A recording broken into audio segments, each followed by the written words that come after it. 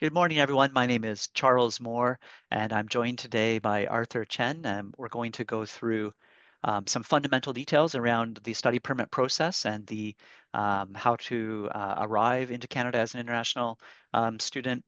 And we're going to be happy to answer questions later in the webinar, so please feel free to put them into the Q&A. Just going to give a few moments for people to join because there's, I think, 65 guests registered for this event, and we have several joining. But again, please prepare your questions and get ready to put them into the Q&A. I'm Charles, and I'm joined by Arthur. Interesting fact for those who are here a little bit early, my middle name is Arthur. So my name is Charles Arthur Moore, and I'm joined by Arthur Charles Chen. I don't know, I'm just taking a guess, hoping that Arthur's middle name is Charles. So you're joined by two Arthurs today, which means you have twice the luck that you had before you joined today. That's a good promotion. Yes.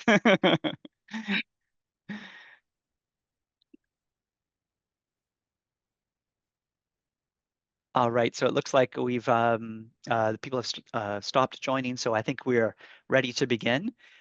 So again, my name is Charles Moore. I'm the Director of Recruitment and Admissions for the Professional Graduate Programs here at Smith School of Business. I have a long history in the international space, and I'm very excited to actually have the opportunity to provide some detailed information for our international students. I, in fact, lived in Japan for 10 years. I've worked in international education for more than 20 years. And I have dozens, if not hundreds, of international friends who have come to study here in Canada and navigated this process over the last 20 years. And I know it's always a source of stress for international students trying to figure out and navigate this type of bureaucracy. So I'm just really excited to be joined today by Arthur Chen, who's going to help give us some details around the opportunities here. I just had a note, Alex, about leaving the webinar. Is there any issue with the webinar? Just make sure. Sorry, you had a note about what, Charles? It just said leave the webinar, but is it okay that we're still continuing with the recording? Yep. Okay. Sorry for the interruption, everyone. I just had a pop-up that it popped up. But I'm joined today by Arthur Chen, who is an RISIA. So I'm going to ask him to introduce himself briefly and maybe talk a little bit about where to get quality information and where a quality source of information around immigration you can access and how you can access that. So Arthur, please introduce yourself, and thanks so much for joining us today. Thanks, Charles. As I said, it was a good promotion. My middle name is very complicated. That's why I picked my first name, the English name. My middle name is a Chinese name, so complicated. Start with X, hard for English people to talk. When I was in France, I studied in France for 3 years as an international student. But when I was there, they could pronounce my first name, so I didn't bother to pick a French name. But when I arrived in Canada, it was 1999. And I figured out that people hard to read my name, and somebody from job search say, you better get a better, easier name so then hiring people can ask you, can talk to you. I said, okay, I'll pick the first one. So I picked Arthur. And also I like the King Arthur story and all those things. So anyway, I'm the international student advisor at Queen's University International Center. Charles talked about this RCA. You know, it took me about 2 years to figure out is that RCA or RCR. So a lot of people say different things. Basically, this is a regulated international student immigration advisor. You could find the full name from our website, from anywhere search. This license was is something serious. Started back in 2012. Actually, 2012 started the overall license for all those immigration consultants, lawyers, so-called lawyers. Actually, they are not really lawyers; they're just an immigration consultant. So, because at the time before 2012, all those people providing immigration advising, no license, no control. So really a kind of a free business. So everybody can do anything. So at the time there was a big case. I remember the immigration found out that about 700 people came to Canada on fraudulent documents. So they are trying to figure out why. Then they found out there was a big agency, sent all those people came in, so they need to kick out those 700 people. Even some of them already stayed in Canada for 5-6 years, stable their life already, but they have to leave because they came in on the wrong situation. So then they started this licensee thing, and then 2 years later, they figure out that there are people like us. Immigration Canada don't really talk with us, so they don't really know we exist before. So they don't know what you do. So 2 years later, they figure out, oh, there are people in university helping immigration advising as well. So they need to be regulated. So they started this license for, you remember I said, regulated international student immigration advisor. So this really focusing on international student immigration advising. So they started this license. At the beginning, I didn't like that. I said, we work for university. We don't charge students. Why we need to license? They say you paid by university and the university get money from international students. So that's why you need to be licensed. So then actually they start a whole system, make some courses you need to take and take exams. I took the second round, I believe. I didn't try the first one. I want to have a look. So yeah, that's the license to make sure that international students got proper information from licensed people. You know, I always tell people, students, whenever it comes to legal information, do not Google. Okay, a lot of people Google it, says no, people talk anything they want, and nobody is responsible for your own legal status. Okay, and even me, I'm not responsible.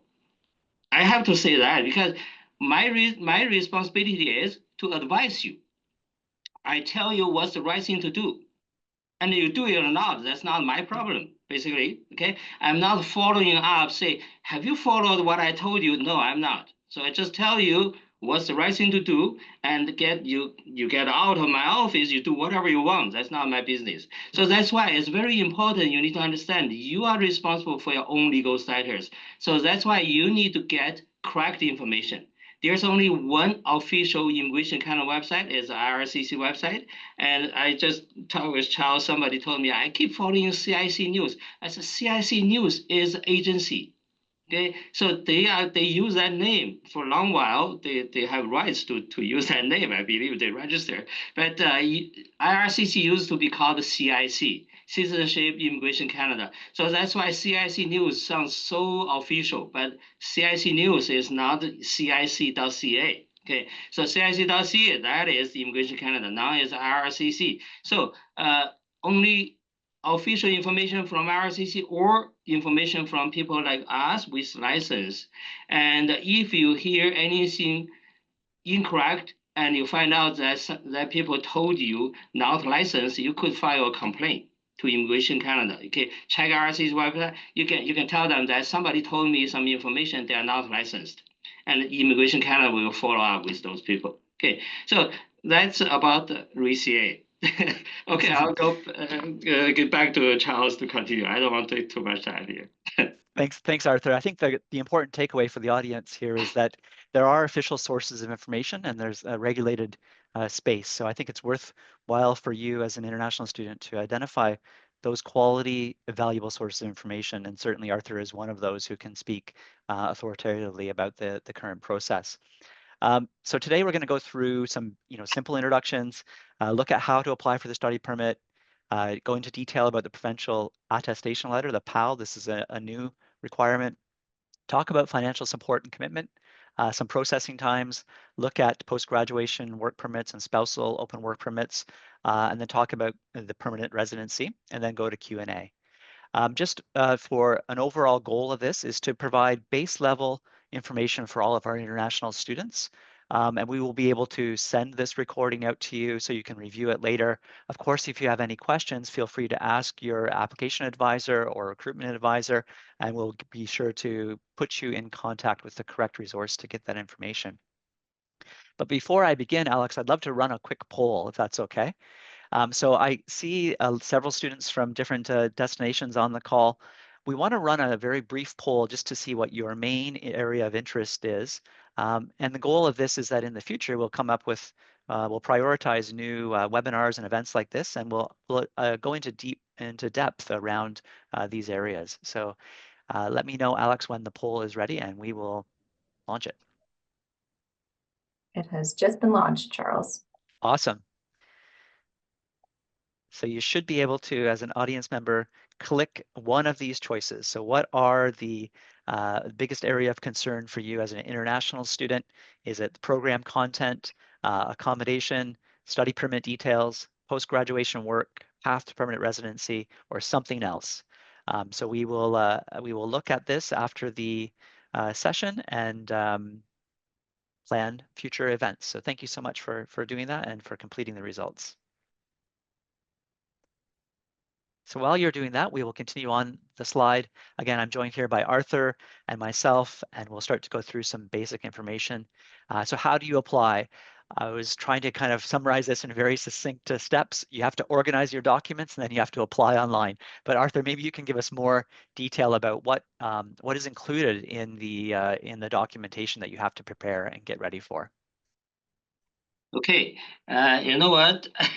I see ways from my profession and could be different than recruiting people, than faculty members. Mhm. So apply to study permit, the system changed along the way. I've been in the field for about 25 years. So I remember all the past days when you need to submit paper application. And they started online application system. That was in 2010, 11 around. And actually, when they started this online application system, was only for inside Canada application for study permit extension, apply work permit from inside Canada. And then later, about 2 years later, they opened to all application to Immigration Canada, including first study permit from outside of Canada. So now that is online system, one system, all inclusive for all application. But this system, in the past, the reason for paper application was very clear that the reason was from different region, the required documents were different. They are very localized.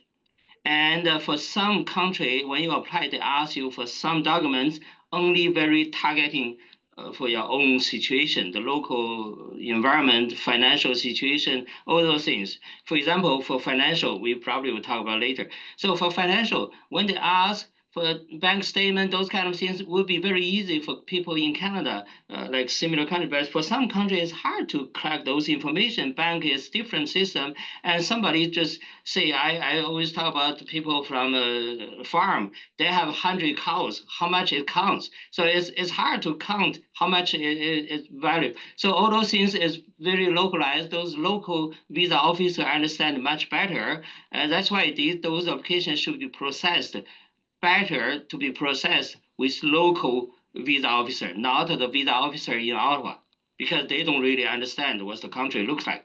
So that's why when you talk about online applying to study permit, basically first thing, you start the online application. You know, there's no requirement that once you start, you should submit. No, you have 60 days, basically 2 months to finish. And if you don't finish it, you can delete the application to restart. Okay, so the best way is to start an online application and see what you are asked, because there will be something very localized. So once you get everything answered and then you see a document checklist that is only for you, and then you can go back to prepare. You can spend 2 months to prepare. If it's not enough, you just delete the application all again and just restart. Now you know what you need for. So you never prepare anything you are not required. You waste your time. Okay, so go through that, answer the questions, and see what you need. And basically, there will be some basic. The first thing is, in Canada, universities don't work with Immigration Canada. Okay, we are independent, so we only provide whatever they ask you to have. So we give you a letter of acceptance. That is the main thing from university. And if you have any funding scholarship from university, that will be greatly helpful. But that's all about things from university, nothing else. Because Immigration Canada, they don't care whatever universities say. They know university wants students. Of course, we want them. We want you to come. So they don't count on how much university wants you. They just count on what documents you provide. Do you have funding? You have admissions? That's it. And if they have any question about the admission, they will check with university. Okay, so you don't need to worry about that. And also anything extra from university won't help at all because they don't care. They just check, okay, you got admitted to university. They don't question on that because they trust, they count on university admissions requirement. Now they started a new system since last year is the verification. That's something they learned from the past because they see a lot of fraudulent documents wrong make up university admission letter. So that's something they worry much now. So they verify with university admission letter is true. That's all about it. And then everything else will be on you. So you see your document checklist, you will see the main thing will be financial. Of course, we'll talk about financial later. But anyway, that's all the requirements from Immigration Canada and something else. So basically, try to start application to see what you need from your local region. Now they have online application, as I said, is localized. How they control that is basically there's a question in the online application, say where you're applying from, what is your current country of residence. That is how the system will filter the application. So you say, I'm applying from China. Then they will pass this application to the Canadian Embassy in China. And you say, I'm from France. Then they will put applications through the Immigration Canada office in France. So whenever you put in your country, you will get your localized documents. So that's the way to start, and never be scared about the system. You can play with them. You can start several times and delete several times. That's all fine. That's basically the key. That's perfect. So we will just for the audience members to know, we will send out this link to the IRCC's website. And again, it's a source of accurate information. Make sure that it is the Government of Canada, IRCC's website, because that's really where you're going to get that list that Arthur is referring to as you go through and start your application process. This is the new requirement. So there's lots of confusion and questions around this. Our group of programs are all master's programs, Arthur. So we're talking about it specifically for this new requirement for master's applications. And it's called the Provincial Attestation Letter. And so several students have asked, okay, how do I get the Provincial Attestation Letter? How do I use this? But maybe you can tell us, Arthur, a little bit about what it is, and then I can talk a little bit in detail about how we process it in the back end. Okay. Yeah, because since it started, I'm on this one already. So basically, you need to understand what's that about. This is really about a quota. Okay, it's about one PAL will count as one number from the quota. So the quota is they give limit about how many students you can recruit. You know, that is very easy to quiz. Actually, I can tell you when I work for Queen's is my third university. I work for different universities. So I can tell you Queen's is not really big on recruiting international students. Actually, Queen's has a very low number compared to other universities. So that's why when it started, people kind of nervous about how many we can get. I said, I guess you will get more than you need. Actually, that was true because Queen's used to have about 400, 500 new students in fall. So then Immigration Canada actually gave us about over 700, close to 800 quota. So we never finished until the first PAL expired was on January 21st. We haven't finished that yet. So that's we have enough. And I just learned that this year probably we got around more than 2,000 because they included graduate student in the same PAL. So it's the same number. So it's all about number. It's not really about something else. So that's why this letter is for university to request. It's not for you, so you do nothing for this letter. University requires this letter because once university admits you, they need to tell the province that, okay, this is one. I counted, so I get one out of the 2,000. So then Queens get one PAL, and that's for you, and then the other one. So that's how it works. So it's really nothing. When you get the letter, you will get a PAL. That's basically how it works. The only issue now, as I talked with Charles earlier, there were students, because for graduate students, the requirement for the PAL only started on January 2nd this year. And before January 2nd, PAL was not required. it is really all based on when you submitted the application to study permit. Actually, university started recruiting for January for this year intake already from last year. So I have seen a lot of students receive the letter of acceptance back in November 2024, December sometime for the graduate studies. They just never bother to submit an application at the time. Whenever whoever asked me, I said you should submit an application as quick as you can. So then you do not need to wait for the PAL. And somebody listens, as I said, nobody, it's not everybody listens. So they didn't listen to me, then that's fine. So if those people got the application letter of acceptance back in 2000 before January 22nd, and you haven't applied for study permit yet, now you will need to request PAL from Queens because Queens didn't know you submitted an application or not. Okay, so you need to contact back to ask for that PAL. So that's the only thing. So that's how it works. Okay, I'll pass to Charles to talk about the procedure. Thanks. Yeah. Yep. So the provincial attestation letter is there are limited, as Arthur was referring to, that we have a certain number for Queen's University. So we, from an administration perspective, from a recruitment perspective, we are tracking these PALs very intensively and very closely. So we want you to be ready to apply for the study permit when you get the PAL. We will ask you very clearly before we issue you a letter of acceptance and a PAL that are you ready to start to apply? And the reason for that is because there's a limited number for one, but also these PALs expire December 31st, 2025. So we need you to apply for that next intake and not miss that expiration date. Several of our students are applying kind of 12 months in advance, 13 months in advance. And so we want to make sure that our students are ready to use that PAL before receiving it, and then maybe they would need to have a second PAL if they miss that deadline. So there's several questions about the process, and Arthur referred to it. It's actually pretty straightforward. So as we go through the application process, where everybody on this call is working with an application advisor, you've been going through how to complete the application. They've been answering questions about what the program is. Eventually you do an interview, and then an admissions committee will review your application, and then they'll make you an offer. In that offer, there's a requirement to pay the deposit. And so we will not issue a letter of acceptance or a PAL prior to receiving that deposit. So I just want to make that very clear for everybody on the call. You have to start thinking kind of carefully about how long all of these steps are going to take prior to your arrival, and all of the financial commitment that you have ready to go as you go through this process.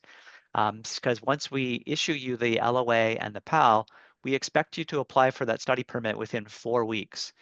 So back to the advice that Arthur was giving you earlier about going in to start your study permit application, we would highly recommend that you're doing that before you accept the offer and before you pay the deposit, so you know exactly what you need to apply for the study permit. Regarding the process, it's a little bit cumbersome from our administration perspective, but for the sake of transparency, I'll share with you, we create a list, we create your document, and then we send that to the province of Ontario. The province of Ontario verifies that and then sends your PAL back to us. And then we will send you an email from Queen's that will notify you that your LOA or your letter of acceptance and your PAL, provincial attestation letter, are ready for download through our system. That email will also tell you how to access the system and download those documents. So you will need both of those documents in order to complete your study permit application. That process realistically takes about 3 weeks for us to send that information to the government, and then for us to receive it back and for it to be uploaded again into the system. So I'm highlighting these times because they start to add up quickly. And then after you complete that, we expect you to apply within 4 weeks, and then you're going to get your study permit results back, but it's going to depend kind of where you're applying from, how complete your application is. So just broadly speaking, I want you to take a look at how this adds up. Depending on the application, so you can complete your application form within a day if you have all your documentation ready.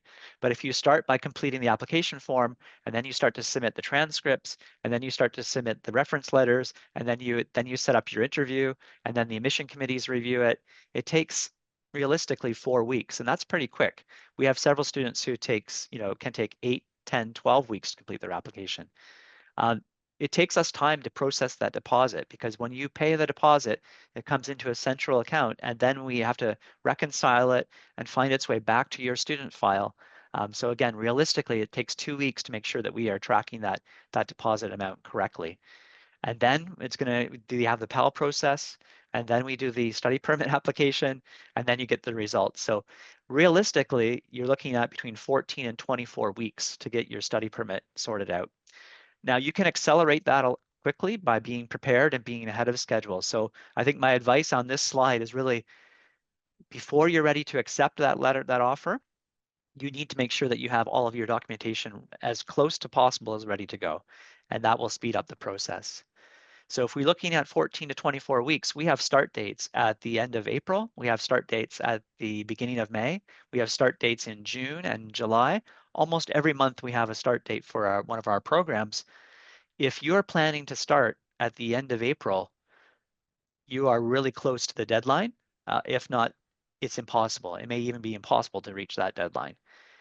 So what you need to do, if you feel like you're in that case, is talk to your application advisor and start to look through the materials that you have and where you are in the process, and then we'll help you navigate, what we can do. And part of that information, maybe it's just not worth it. We need to defer you to the next intake, and you need to think about that in more detail.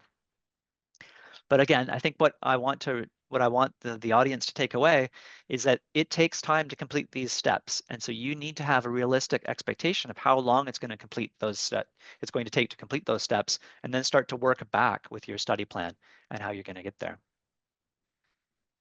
So the other piece that students are often asking about is financial support. Go ahead, Arthur. Did you want to add more commentary to that? Right, yeah. Well, it's just about the timing. Really, you need to really do it fast. You really don't leave it. Another point is you could apply as early as possible. And you do not need to worry about applying too early and you cannot come to Canada. That's not an issue at all. You can come to Canada anytime after you got the approval. Really, the issue is the processing time. It's never guaranteed.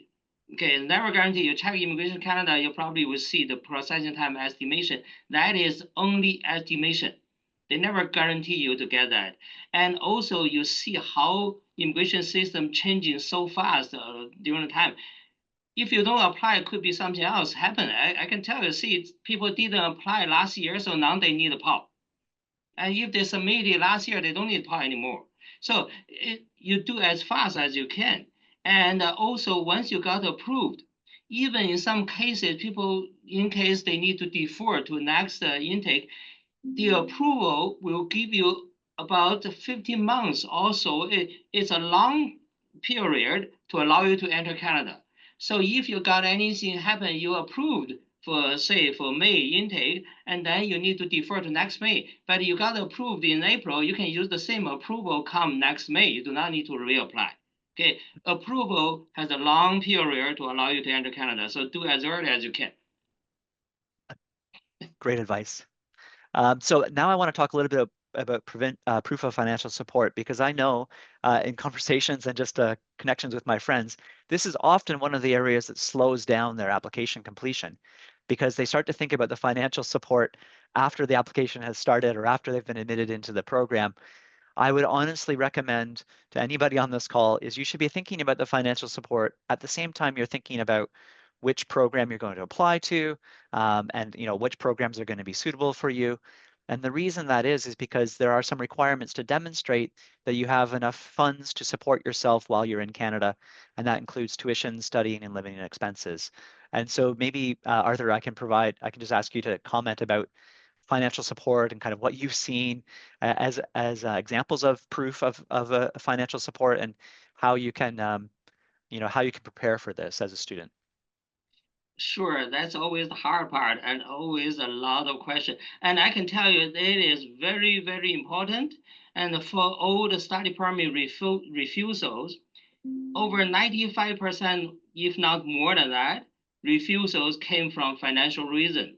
Because understandable, they don't worry much about you come to study. As I said, university is independent. They don't question about the university admit you. We say you are a good student, they agree. They don't have anything. So really about, are you able to support yourself during your study? So that's why financial is the most important one.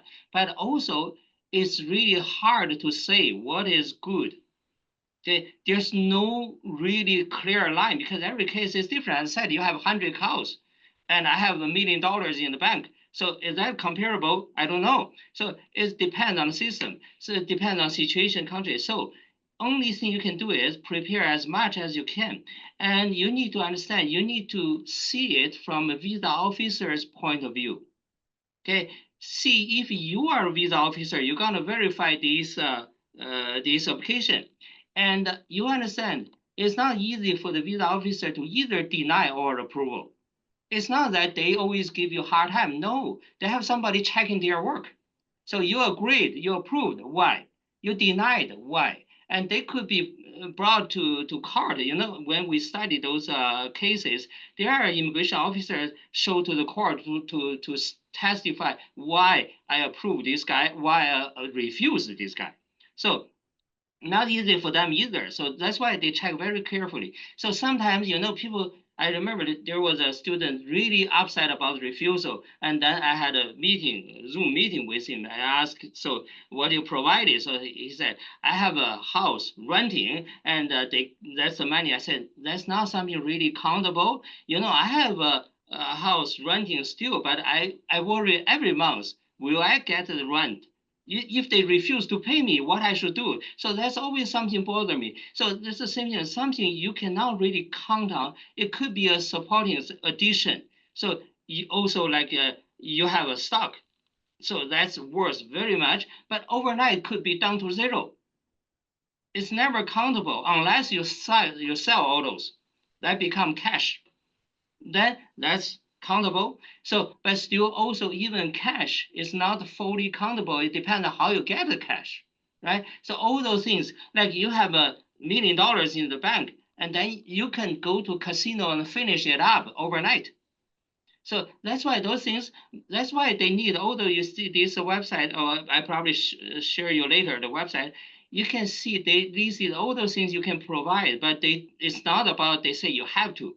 It's about whatever you can. So you try to show them solid record that where the money came from. I sold the stock, I sold the house. So all those things. So that's something really, you know, you just put yourself as a visa officer to check what's that about. And it's not really about the number even. It's about will you have a solid keep coming, like your father is working in a good job and they support you, and even you are not working anymore, but they keep working, so they keep give you money. So all those things. But for back to the other point is for your guys program is short. So it's just 1 year. So the requirements depend on how long you take. See, it's a 4-year bachelor will need more money to show, and a 1 year master will be less. So anyway, that's all about it. But you provide as much as you can. Even you show them you are billionaire, they don't care. You're all good. They don't worry about you have too much money. Okay, so show as much as you can. That's basically it. Okay, yeah, okay. Back to Charles.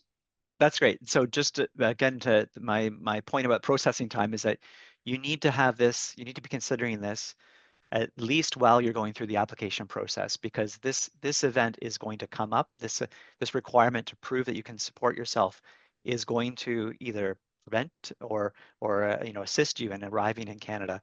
So you need to prepare for this well in advance of that offer letter and accepting your admission. Quickly, just to review the processing times, as we talked about earlier, it really is between 14 and 24 weeks, is a reasonable estimate of how long it will take you to get all of this material together. You can accelerate it again based on your application and based on how quickly you get this material together. But there are some stops that are going to require your verification, and that is the LOA and the PAL and the ability to finance your time.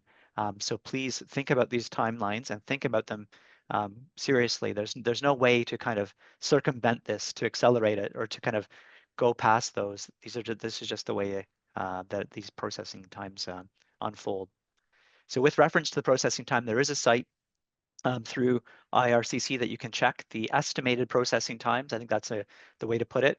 Arthur was very clear that these change regularly and they vary all the time. And based on the officer or based on the case or based on the need for additional documentation, that can be much longer than what's indicated here. I don't think there's very often where it's much shorter, but it can be much longer if you have incomplete documentation or if they require more documentation. So looking at this, I checked yesterday. Again, it changes every day, so you should go in and check. I think it actually changes every week if I'm precise, but I think it changes every week. For if you're coming from China, you're looking at 10 weeks, India 15, Nigeria 8, Vietnam 10, in Canada 5. I know several students on the call today are graduating from programs in Canada, and so there is still a little bit more time for you to go through that process, but just be aware that those are estimates and they change weekly. So we will try to provide you with a link to this that you can check. If you're working with somebody else, or if somebody else is providing you information, please check this, because this is the source of information. There's nobody who has really inside information into this. There's no secret source of information that changes in the background. And then I'm going to ask some bigger questions. So I think up until now we've kind of summarized how to apply for the study permit, the new requirement of the PAL. But there are always questions in addition to that, the students, when they're thinking about coming to Canada. And one of those very important questions is post-graduation work permit. Can I work after graduation? So Arthur, I wonder if you can provide just general information about how that process unfolds, what students need to do. Is there something that they should be considering when they're applying for schools? Is there something they should be doing while they're actually in their program to prepare themselves to make this application? Okay, I'm not a teacher, not professor. I'm just an advisor. So basically, I will tell you, it doesn't matter how good you are as long as you graduate. Okay, so Okay. you could be a very low point as long as university say you finish, then you finish. Okay, so you get a degree. That's the main point. Immigration Canada doesn't worry about your marks. So to apply for the post-graduation work permit, it's called post-graduation. So that means you need to graduate first. But to graduate from immigration point of view and university point of view is different. As I keep saying, we are separate. University count on convocation as your graduation. So you graduate either in June or October. That's only 2 convocation. But to Immigration Canada, it's not. It's about when you finish your last requirement for the degree. So for each degree program could have very much different completion date. So immigration call it basically completion date, not the graduation date. So convocation doesn't count for anything in immigration system. It's all about when you complete your degree. So university, your faculty will need to you need to request the faculty, because this letter is not for all students. It's only for international students. You need to request your faculty to give you a letter to confirm you completed, satisfied all requirements towards your degree. And for your own good, you should ask your faculty to put in a clear date. From that date, university consider you finished. For example, you pass your final exam April 25th, but university probably need to take 2 weeks to verify all the credits you need to finish. And then at the end, on the May 5th, they say you completed. So the letter should say May 5th, the person considered finished all the requirements towards degree. And so even you request this letter later in July, the letter will still say May 5th, you finished the degree. And the letter could be issued in July. So it's not the issue date, it's not convocation date, it's really about when the program is completed. So the completion date is very important. It counts for many things. First, from that date, you can apply for the postgraduate work permit within 180 days. Second, you stop being a student anymore, so you cannot work under study permit anymore. But once you submit application to the work permit, you can start working. So that's really a good thing. You do not need to wait for the postgraduate work permit to come in. And sometimes the postgraduate work permit could take 150 days. Recently, it was very long. So then that's actually, I keep telling you that that's actually a bonus, because your work permit will be 3 years and will start from the date that they sign the paper. So that means that your 3-year work permit will start after 150 days after you submit your application. And then during that 150 days, you start working already. So basically worked 150 days extra on top of the 3-year work permit. So that's nothing to worry about, even better. But that's how it works. So you're going to apply after you get the letter. And that time they ask you to provide transcript. It's just for them to track your attendance. They don't care about the grades. Okay, so, but yeah, you better get a good grades. Thank you, Arthur, for putting that in there. We do expect all of our students to get good grades, so thank you for adding that. But I just want to highlight a couple of points that you mentioned, Arthur. One is 180 days. So if I understand it correctly, students have 180 days to apply for their work permit from that kind of certificate of completion date when they've completed all of the requirements to plus 180 days. They have to apply within that period. Is that correct? So yeah, it's say May 5th is a completion date. Then from that date, you have 180 days to apply. The 180 days also doesn't mean you can stay in Canada. You need to make sure, understand, you need to have a valid study permit at the time you stay in Canada. But once you submit application to the work permit, you can stay even your study permit expires. But the 180 days basically means you can apply within that time using this degree. So you could apply from outside of Canada or inside of Canada. If you have to leave Canada, you can go out, and then as long as you have this degree within 180 days, you can apply for the work permit. And your study permit actually will become invalid in 90 days or on its expiry date, whichever first. So if your study permit valid for 2 months more from May 5th, then that's it. If your study permit valid for another 6 months, it doesn't count. It's only 90 days from the completion date. That's why completion date is very, very important. Okay. So again, that's a very good information and very specific and important information, Arthur. So I think my takeaway is that you should be prepared to apply when you're finishing your courses. So again, kind of to our comment about applying for the study permit, 6 months before you finish your course, you should be thinking about all of these steps and being ready to get your documentation in order. And if I were an international student and I were going through this process, I would be ready to apply for my work permit as soon as that completion document can be ready. Just to one, to make sure that it's in on time, but two, it gives you some additional rights if you can get it approved and give you some extra time.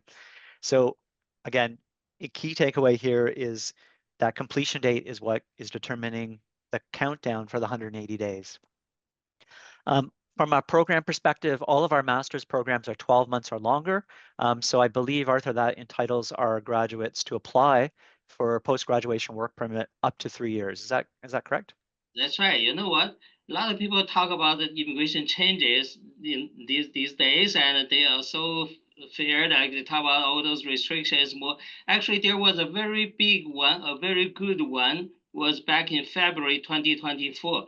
That was all those 1-year master. Actually, any master degrees longer than 8 months will be qualified for 3-year work permit. In the past, really count on the degree length. So you have a 1-year degree, you get 1-year work permit, and 12 months degree, 6 months, 16 months degree, you got 16 months work permit. So for all my years in Queens, people from masters keep asking me how long the work permit I will get. And since February, I don't need to say anything, 3 years, that's it. So that was a really good one. But still, this is really decided by the immigration officer. So if you check their website, they always say you're qualified, you may get 3-year work permit. They never guarantee you 3-year work permit. Okay, so you're gonna apply, and in general, you should get the 3-year work permit. But in case it happened, you got 1 year, it's possible. We have seen that recently. So you can check with Immigration Canada. Sometimes they just correct it, but sometimes they say you just get 1 year. It's very unfortunate, but nothing can be done. And when you apply for the work permit, you don't request the length of the work permit. You just provide documents. They don't allow you to request. They just give you whatever they think is right. And the reason people talk about how long the work permit is because this work permit cannot be extended. It's just one time. And you can only apply for one time in your lifetime because you use this degree to apply for work permit. And if you finish a master or a PhD later, you cannot use that PhD to apply this work permit anymore. So that's one-time chance. That's why the length, the validity of the work permit is so important. People talking it just because it's not something extendable or renewable. So yeah, but basically you are lucky now since February 2024, 3 years. That's incredible. And just I would, if I were an international student, I'm just thinking that that's a great opportunity for your post-graduation work. But I'm also thinking that's a really important milestone or step in your kind of path.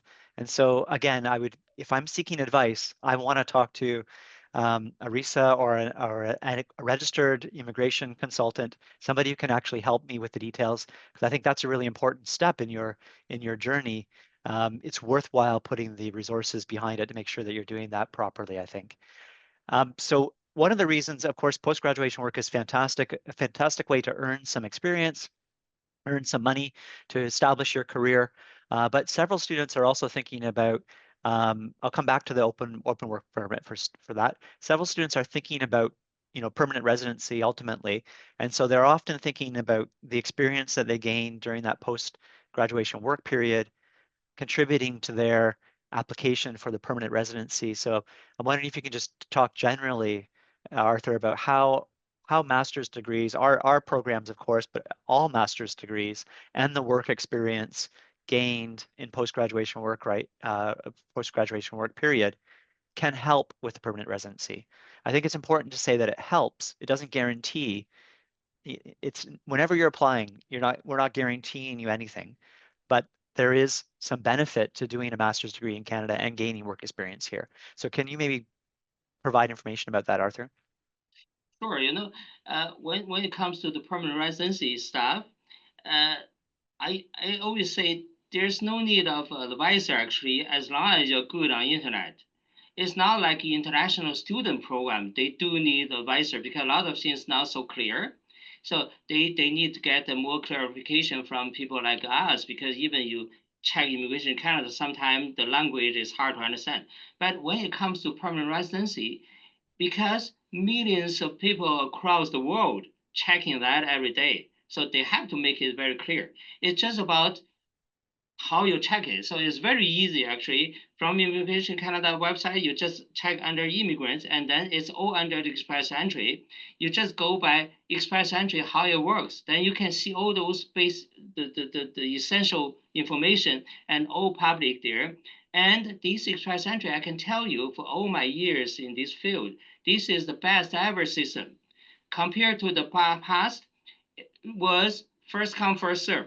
So you apply to PR, and then your application sit in the queue for 80 years. And then when they get your application, say, oh, this is good person, and you are 80 years older now, you don't want to go anymore. So a lot of people just give up. So now express entry is they just get the best people. So they just cut off the top. So every 2 weeks about, they invite about 3,000 people, 4,000, they just cut off the top 3,000. So all you need to do is create a profile in the pool. And when you create a profile, you put in all the information you have, and you can check their website. There's a clear breakdown about where you can get your points, your age. To my age, I'm 0 now. I have no points. But so you're 20, 30, you got certain points, and then your degree in Canada, outside of Canada, different points. So you got a master degree in Canada will get more points compared to any degree from outside of Canada. And your work in Canada got more points for outside of Canada. So those kind of things make you a better, stronger candidate. You just never know you will be invited. But so you create your profile there, and once they invite you, say you have 550 points, still you're not guaranteed to be invited. It depends on how many better, good people in the pool at the time. If they invite 3,000, the points could be very high because they invited people only top 3,000. If they invite 7,000, they could go very low points. So that's how it works. So basically, everything you have done in Canada, you will be doing in Canada will gain you more points. That's the main point, because we want Canada wants immigrants. We want people to help the country, and the longer you stay in country, you have more experience to fit in the system. So that's a point for this immigration system. So that's a very positive um, factor for Canada. I think there is a fairly transparent system, and it's really based on the experience that you gain internationally, but also the experience that you gain in Canada has more points. So I would encourage everybody on this call, if this is the ultimate goal, if this is what you're thinking about after you graduate, after your post-graduation work permit, the more thought you can put into that now will help you build points and make your application or your profile even better. I did skip over one thing that I'd like to just quickly talk about, Arthur, and that's the open work permit for spouses. So we don't, there's been some rules changes around this, and just want to be clear, answering the question, is my spouse eligible for an open work permit? So as I understand it, it's only for master's programs that are longer than 16 months. So maybe Arthur, you could provide some commentary on that. Yeah, this was new, so it's not really a good one, but that's how the country. So it was very new. I don't remember. It was this January or last year later. But anyway, that's a new policy. Just in 2 months ago was about any master's spouse will apply for the spousal work permit. But for now, it's only 60 months longer. Master, your spouse can apply for open work permit, but your spouse can still come as a visitor. And then once you get into the postgraduate work permit, you get a job, you can apply your spousal work permit. That is under work permit category, not under the study permit category. So for study permit holders, if you are in master degree, you need to have the master degree need to be 60 months. So another point here is whatever we talk about the degree length is by the definition. Okay, so if the master is defined from university website as a 1-year master, you spend 2 years to finish, doesn't make the master as a 2-year degree. Okay, so that's why you could extend your program, but that doesn't change the definition. So it's only count on master. So I never encourage students to extend study. I always say you finish early, get your work permit, then you get on the track to keep going, right? So study is just one part. You don't want to extend your study, keep working off campus. That's just a small money. When you get a real job, we'll earn more money, not just work in restaurant, right? So yeah, that's that's a new policy. Not really that pleasant, but yeah. That's great, Arthur. And I think generally speaking, our students are not really thinking about this eligibility. But if you are, again, please communicate with your application advisor. We'll be sure to connect you with the correct information. And so at this time now, I'd like to just open it up to the floors. But before I do that, maybe I can offer a quick summary. I think my view is for all of these detailed application steps that interact with IRCC, you really need to be prepared. So prepare in advance. If you think you're going to get your study permit within 8 weeks, you're probably wrong. So work back.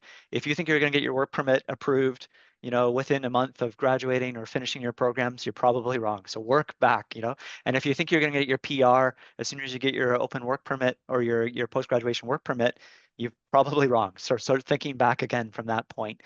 I think, again, this is a meaningful path, and I think Canada provides probably the best, I'm biased, but probably the best immigration path system in the world. It just takes some forethought and some planning, and then ensuring that you're checking the boxes along the way. And I think that you're going to have a good chance to accomplish your goal. But if you constantly delay, or if you're not thinking about the deadlines, you're going to run into problems along the way, and it's really unnecessary, I think, is the way I would put it. The more planning and the more thought you put into this, the easier it's going to be. And so with that, I would like to open it up to Q&A. Does anybody have any questions? Feel free to put them into the Q&A. And Alex, I think you're on the call. If you do have the poll results, it'd be fantastic to hear what we learned. Sure, I can grab those. Give me one moment. We have had lots of questions throughout this session. Great. Arthur and I have been answering them sort of as they come, but you're Perfect. welcome to take a look. So there's some really great specific questions in there. If you want to add anything, Charles, feel free to do so. Okay, I don't see any Q&A right away here, so that's great.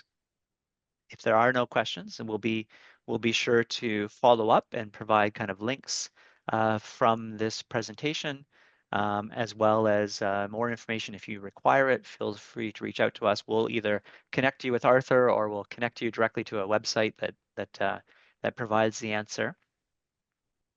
In terms of the poll, it looks like most people were interested in post-graduation work and study permit details as their biggest area of concern. That's great. And for me, I understand that. If I were in that case, I would want the details because it's such a stressful moment. You never know if you're going to get it or not, get the permit that you want or not. But I think what you can be confident in is that if you are prepared, you're at least going to get somebody to review the decision. And if you're not prepared, you're going to feel stressed. Charles, we have a few more questions that just came up here. Okay, so here's the first one. Well, there's two. I'll start with the first one. My program has an exchange program outside of Canada, and duration of program is 12 months. Will I still get 3-year post-graduation work permit? Jagri, it's hard to answer your question without knowing specifically the program. So what I would encourage you to do is reach out to your application advisor, and we'll be happy to provide you with information about that. Arthur, go ahead. I can answer this. Exchange program is counted the same as inside of Canada. So that's the thing. So you do not need to worry about exchange because you get credits here, you pay tuition to Queen's. So it's the same as inside of Canada. And as I just mentioned, the February 2024 good news was any master degree with length longer than 8 months, you are qualified for 3-year work permit. So that answered the second question as well. So any master longer than 8 months will be qualified for 3-year work permit. As I said, no guarantee, but mostly you will get 3-year work permit. Okay, thanks, Arthur. So Vishal, that was the answer for you about the Masters of Finance or MFin and Masters of Finance and the 3-year post-graduation work eligibility. We love your questions and are always looking for more. So does anybody else have any other question they want to add? All right, well, if not, we'll wrap it up. We'll be sure to share this recording with everybody. We recognize there's a lot of information here that has come through in the last hour, and you probably can't grasp it all or have it all memorized. Feel free to review the recording, write down your questions, send them to us. We'll be happy to provide you with feedback. My summary is that Canada has the best, system. It's transparent and clear. Just need to grasp the understanding of the details, and we'll be here to help you navigate that process. And we are always looking for great international students. It adds so much to our classroom and to our experience. And Canada needs qualified, wonderful immigrants. So we're all aligned that we want you to come and study. We just want you to make sure that you have all the details. Okay. Thanks, everyone. Thanks, Arthur. Really appreciate it. Alex, thanks for running it in the background. See everyone soon.